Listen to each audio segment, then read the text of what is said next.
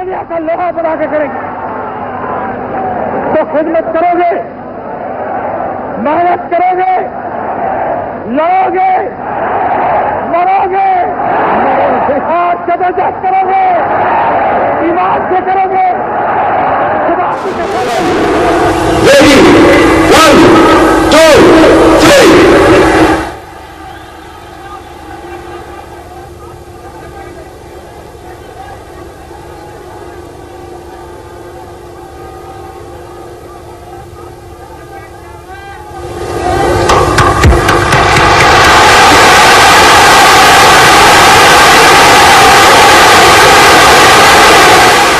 साल के बाद एक नई नस्ल जवान होती है। और आज के जो मेरे व्लॉग है वो इसी हवाले से है। आपका भाई आफ्ताब हुसैन उर्फाम साफी अपने प्रोड्यूसर आर के हिसाब से मुखातिब है। दोबारा मैं गुजारिश करूँगा कि मेरे चैनल को हौसला अफजाई के लिए सब्सक्राइब करें। और जो मेरा आज का मौजू है वो यही है कि 20 साल के बाद नौजवान एक नई नस्ल जो है वो जवान होती है। और उस दौरान जो है वो जैसे जैसे जवान होती है फिर वो बैकअप पे चल रही होती है, तो वो आस्ता आस्ता जो तारीखी बातें, हकायक, कई ऐसी चीज़ें होती हैं कि जो भूल जाते हैं। लेकिन कुछ चीज़ें ऐसी हैं कि जो सियासी हवाले से अगर देखा जाए, पाकिस्तान की सियासत पे निगाह डाली जाए, तो वो लोगों के जो है दिलों में एक विरसा दर विरसा जो है वो चलती आ रही हैं। देखिए, अगर आप पाकिस्तान की हम बात करते हैं तो ये तो हर जो है वो एक स्टूडेंट से लेके जो है वो कोई शायद ये बना कि पाकिस्तान किसने बनाया, कायद आज़म मोहम्मद अली जिन्ना ने। पाकिस्तान की सोच किसकी थी, अल्लामा इकबाल की। ये तो मतलब आम सी बात है और बिल्कुल एक कॉमन सेंस है कि आप स्कूल में बच्चा जा रहे हैं, उनके जहन में एक चीज शुरू से है और ये बात इसमें दो राय है भी नहीं कि पाकिस्तान किसने बनाया, बानी पाकिस्तान कायद आज़म मोहम्मद अली जिन्ना ने। लेकिन अगर हम मुल्क की सियासत की हम बात करते हैं तो सियासी हवाले से जो है कुछ शख्सियात ऐसी हैं जिसमें हम जुल्फ़िकार अली भुट्टो की बात करते हैं। तो जुल्फ़िकार अली भुट्टो की बरसी 4 अप्रैल को मनाई जाती है और एक बदतरीन आमरीत के दौर में जो है उन्होंने जो है वो उन्हें जब फांसी दी गई और उसके बाद जो है पूरे मुल्क में मार्शल नाफिज कर दिया गया। और उसके बाद जो है आप भी जो है पीपल्स पार्टी से जो है मोहब्बत करने वाले जो लोग हैं वो उनकी बरसी मनाते हैं। कई स्टूडेंट ऐसे हैं कि जिन्होंने, बल्कि उनके जो वालिदैन हैं उन्होंने भी शायद बहुत बात की पैदाइश है उनकी, वो ना देखा हो भुट्टो साहब को, लेकिन उनके दिल में है। फिर उसके साथ अगर बात करते हैं बानी MKM की, तो ये बात ट्रेंड बड़ी तेजी के साथ जो है सामने आ रहा है कि नौजवान जैसे जैसे जो है मेरे ख्याल में चौथी या पांचवी नस्ल जो है वो परवान चढ़ रही है।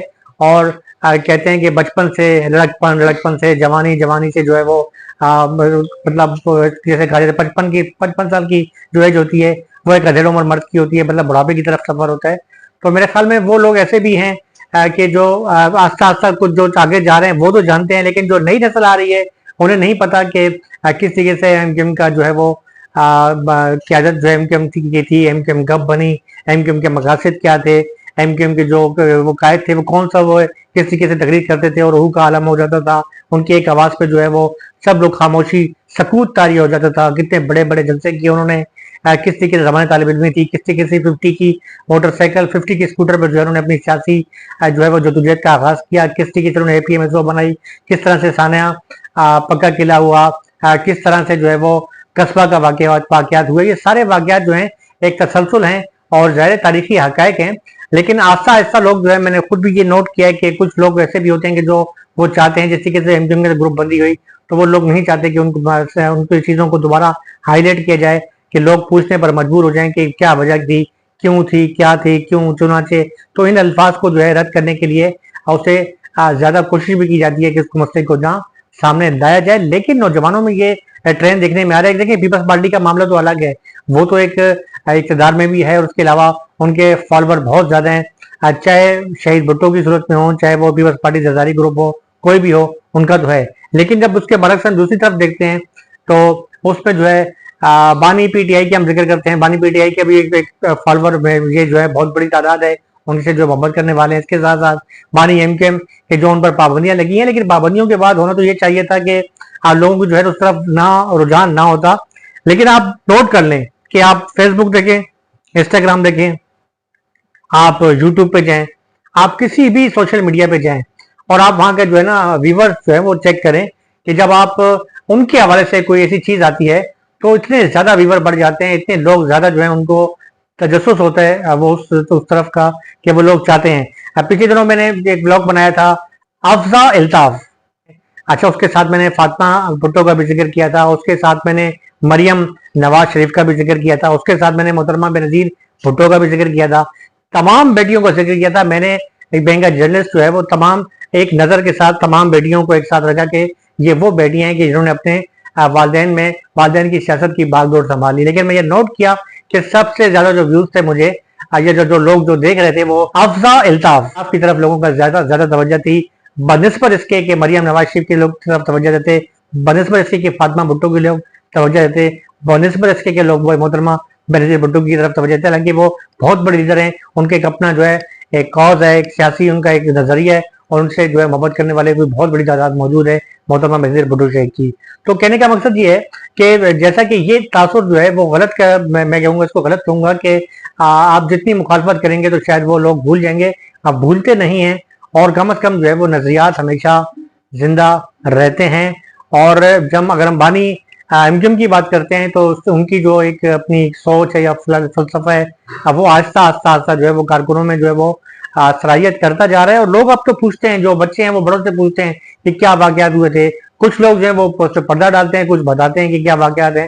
तो मेरे ख्याल में जिस तरीके से ये ट्रेंड आस्ता आस्ता जो नौजवानों में आ रहा है, मुझे नहीं लगता कि जिस तरीके से एक कहा जाता है कि लावा जो है वो पक रहा है, ये लावा किसी भी वक्त जो है वो सामने आ सकता है। माजी में पिछले दिनों में आपने देखा कि मैं दोबारा उस बात का जिक्र करूंगा कि वॉल चौकिंग के हवाले से जो है जब भी कोई एमक्यूएम पाकिस्तान की जानिब से जो है कोई स्टेटमेंट जारी होता है जिसमें डायरेक्ट तनकीद की जाती है बानी एमक्यूएम के ऊपर, तो उसके जवाब के तौर पर रद्दअमल बड़ा शदीद आता है। वॉल चौकिंग भी होती है और वॉल चौकिंग जगह जगह होती है, ना सिर्फ किसी कराची के एक इलाके में बल्कि उन इलाकों में कि जिनके में आपका वहम गुमान भी नहीं है। और उस वॉल चौकिंग के बाद वो वॉल चौकिंग मिटती भी नहीं है, जिससे ये सबूत मिल रहा है कि कुछ लोग ऐसे भी हैं कि जो एमक्यूएम पाकिस्तान के अंदर भी उनके हमायत याफ्ता मौजूद हैं जो नहीं चाहते कि ये वॉल चौकिंग मिटे। और यही वजह है कि ये एक जो है वो मोहब्बत जो है उनकी लोगों की दिलों में जो है वो ज्यादा से ज्यादा जो है वो परवान चढ़ती जा रही है। ये बात कहना गलत होगा कि जो अगर नई नौजवान नस्ल आ जाती है तो जो पुरानी जो नस्लें वो पुरानी जो वो यादें होती हैं वो भूल जाते हैं, ऐसा नहीं है। बहरहाल इस वक्त जो मुल्क की सियासत चल रही है किसी वक्त भी क्या हो सकता है, कुछ भी हो सकता है। आप भी जानते हैं, मैं भी जानता हूँ कि इस वक्त पाकिस्तान की जो सियासी पस मंजर है उसका रिमोट कंट्रोल कहाँ से चलता है, कैसे चलता है, कौन चलाता है।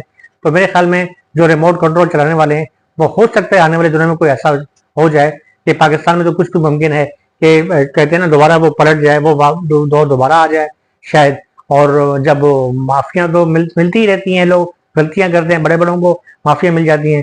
अगर कोई ऐसा दौर आता है तो मेरे ख्याल में एक बहुत बड़ा लावा जो है वो पक रहा है। और पिछले दिनों में मैंने एक व्लॉग बनाया था तो कुछ लोगों ने सक्कर की बात की थी कि सक्कर के नौजवानों ने कि आप सक्कर का जिक्र नहीं करते। मेरे भाई बिल्कुल, मैं सिंध के तमाम शहरी इलाकों की सक्कर की भी अपनी पोजीशन है और मेरा मतलब ये हरगिज नहीं है कि कुछ लोगों ने ये तनकीद की थी कि शायद मैं सिर्फ शहरी इलाकों की नुमाइंदगी कर रहा हूँ। सिंध धरती हमें मोहब्बत, इखलास, प्यार और सिखाती है। और सिंध धरती वो धरती है जो हज़रत अब्दुल शाह गाजी, हज़रत सलील शहबाज सिकंदर, हज़रत शाहबदी बड़ाई की धरती है जिसने हमें मोहब्बत, इखलास दिया है। और यही धरती है कि जिसमें आज तक अल्लाह का लाख लाख शुक्र है कि जब भी इंतहा पसंदी, फिरका वारियत, कौम परस्ती की जो है वो कोशिश की गई तो इस धरती के सूफिया, इन औलिया कराम की जो है मोहब्बतों के बदौलत जो है उनका खात्मा मुमकिन हुआ।